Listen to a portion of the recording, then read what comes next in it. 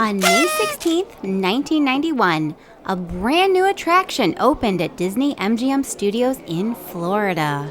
And when a new attraction opens at a Disney theme park, well, you can expect some lines. Fortunately, Jim Henson and his crew went all out on the Muppet Vision queue, giving park attendees tons of eye candy to experience along the way. In this video, we'll be revisiting a plethora of hilarious sight gags and discover how the wait for Muppet Vision 3D was all part of the show. If that sounds like fun, be sure to give us a like and consider subscribing to Retro Spectrum. The morning rope drop is a great way to bypass some of the Walt Disney World lines first thing in the morning. Most guests will either power walk to Sunset Boulevard or engage Lightspeed to Galaxy's Edge. But if you were a Jim Henson fanatic, you'll probably march in the opposite direction, all the way past Indiana Jones' Stunt Spectacular and Star Tours' The Adventure Continues. Man, Muppet Vision 3D was a park icon for over 30 years.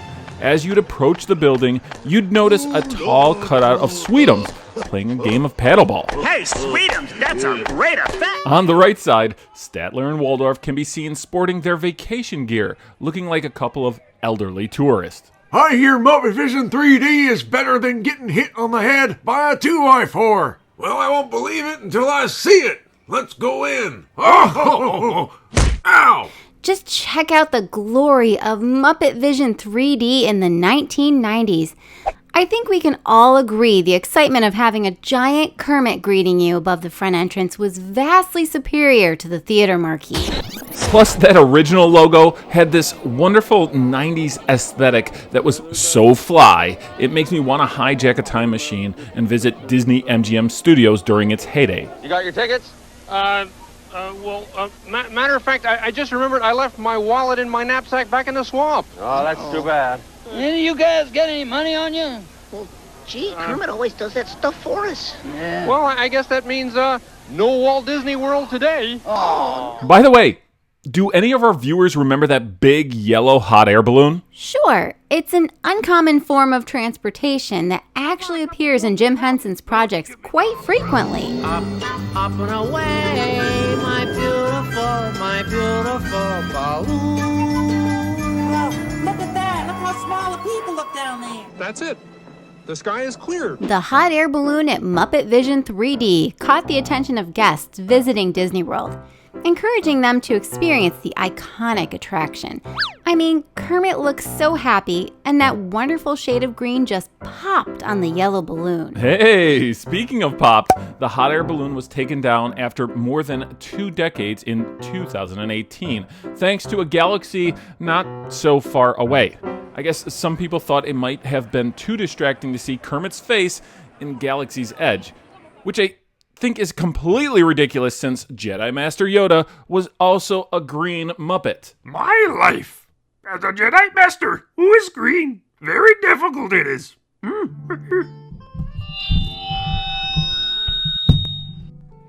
Being green, easy it is not. Spend each day the color of the leaves you have. When I think it would be nicer being red or yellow or gold, or much more colorful, something like that.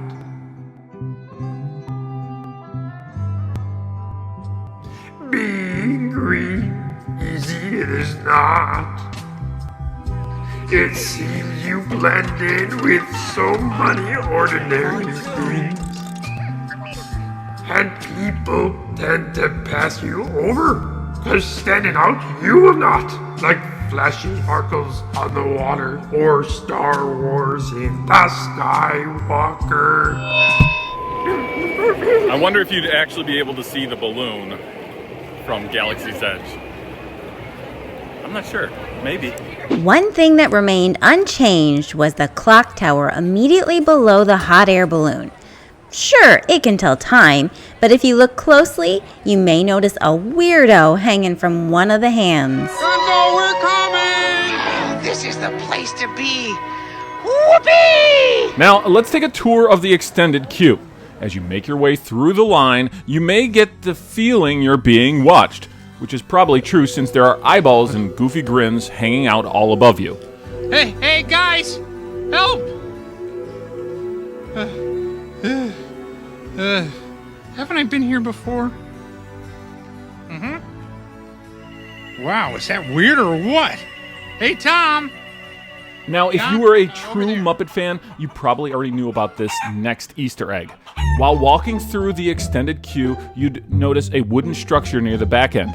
Look real close, and you may find one or two small peepholes. I guess it pays to be a creep because behind that wall was an incredible collection of pipes decorated by the Muppeteers. I'm not sure I appreciate being called a creep, but it was probably my favorite thing to experience when visiting Muppet Vision 3D. I just adore how it harkens back to that utility closet in NBC Studios, New York. As the story goes, Jim Henson, Frank Oz, Don Saleen, and Jerry Gould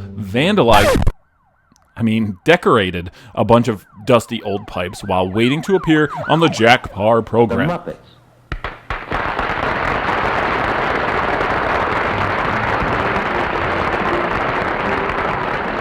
Jim's team used paint and fake fur to decorate pipes with monstrous eyes and funny features. And I told them not to do it. I told them, no, it's vandalism. If you look there are all kinds of eyes and faces. It looks like a totem pole. You see that? See that right there? That says, with love from the Muppets right there? The back of the queue is also where you could discover the top secret FX Gen R8R for Muppet Vision 3D. This piece of equipment was installed around 2008 and ironically was not hidden behind a wall despite being top secret.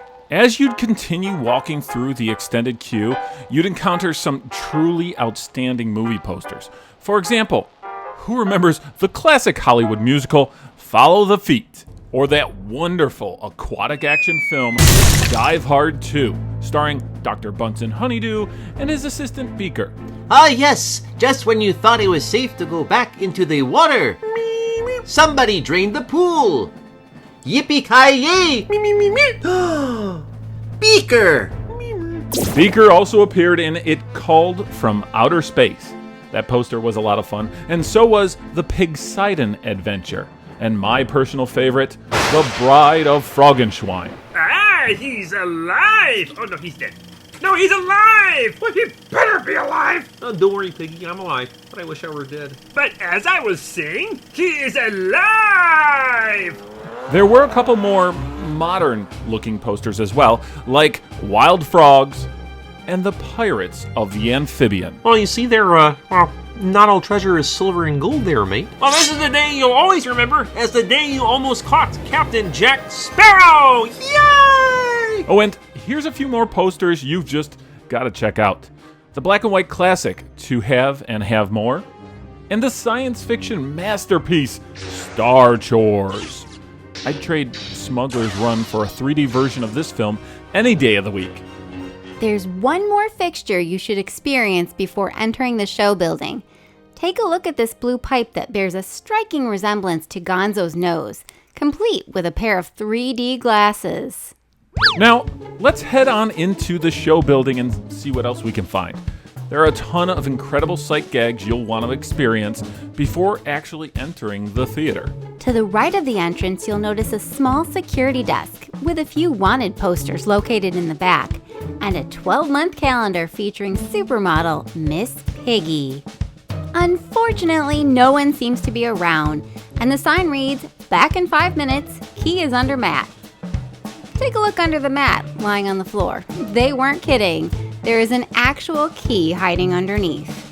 On the opposite side of the wall, you discover a directory for Muppet Vision 3D World Headquarters.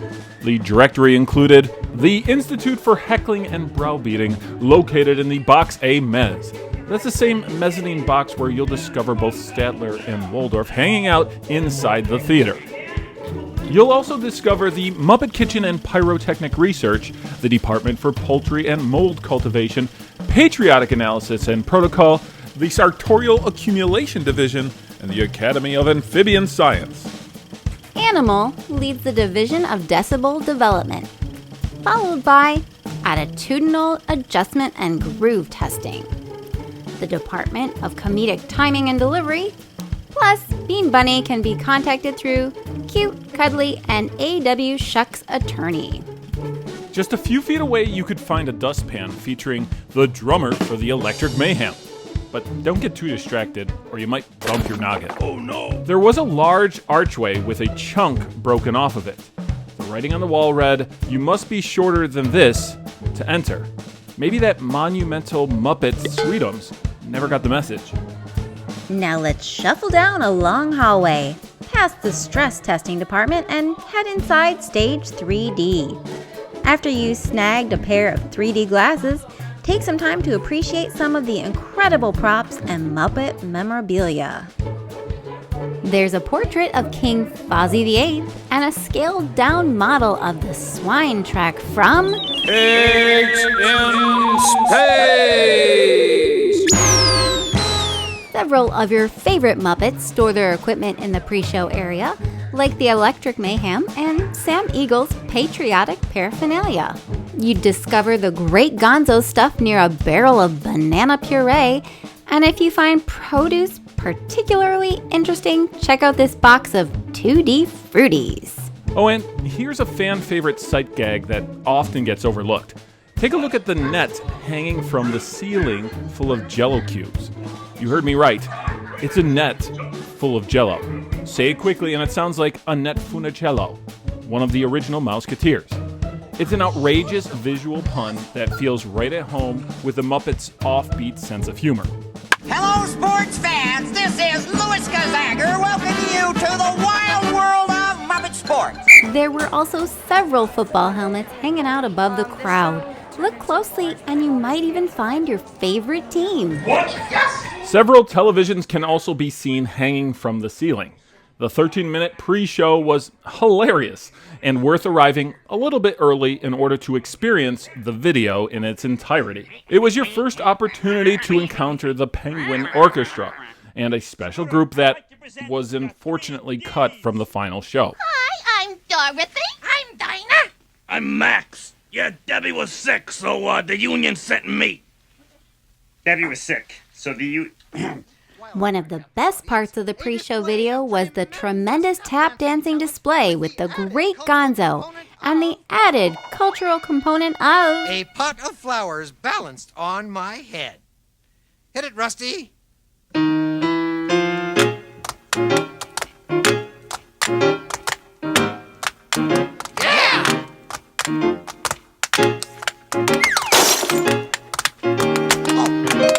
Dropped your pot. Finally, just before entering the theater, the audience was required to review some of the important safety instructions from none other than Sam Eagle. Now, the performers will all go in the theater first, and then you, the audience, will be admitted. All right, performers, let us enter in an orderly fashion and provide an example.